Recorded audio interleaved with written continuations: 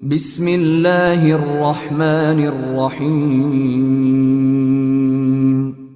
In the name of Allah, the most merciful, the most compassionate.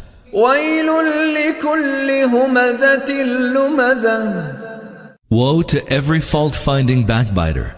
Woe to every fault-finding backbiter. The two Quranic words hums and lums are almost synonyms. The distinction between the two is so subtle that even Arabs define one with reference to the other and vice versa.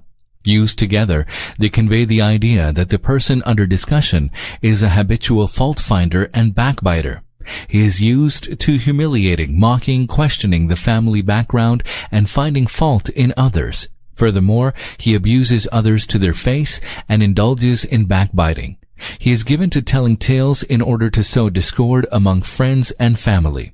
He calls people by derogatory nicknames and ascribes all sorts of weaknesses to them.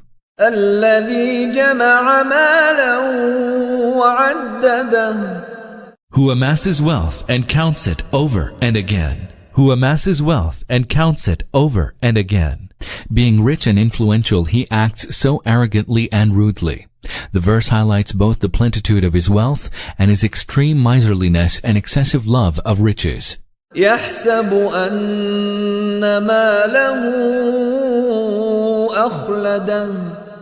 He thinks that his wealth will immortalize him forever. He thinks that his wealth will immortalize him forever.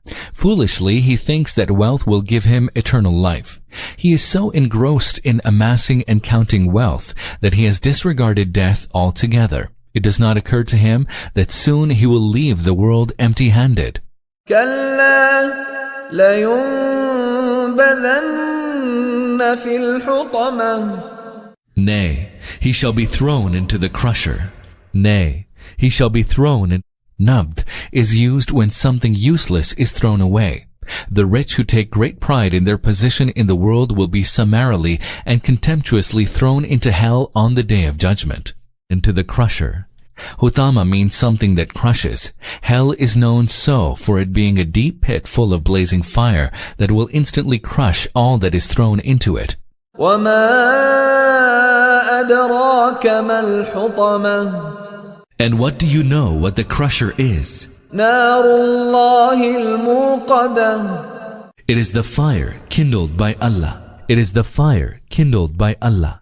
This is the only instance in the Quran in which hellfire is spoken of as the fire kindled by Allah.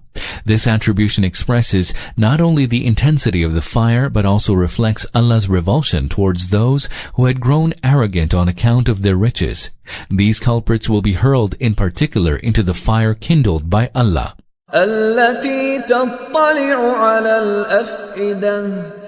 The fire that shall rise to the hearts of criminals. The fire that shall rise to the hearts of criminals. The talliu, of which itila is the root word, carries two meanings. A, to ascend, and B, to inform.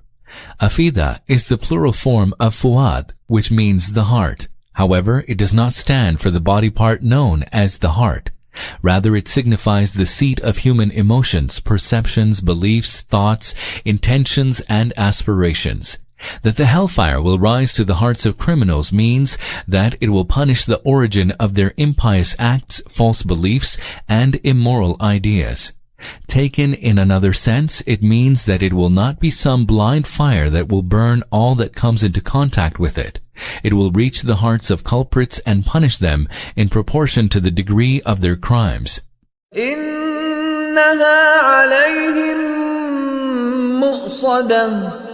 Verily, it will close in upon them.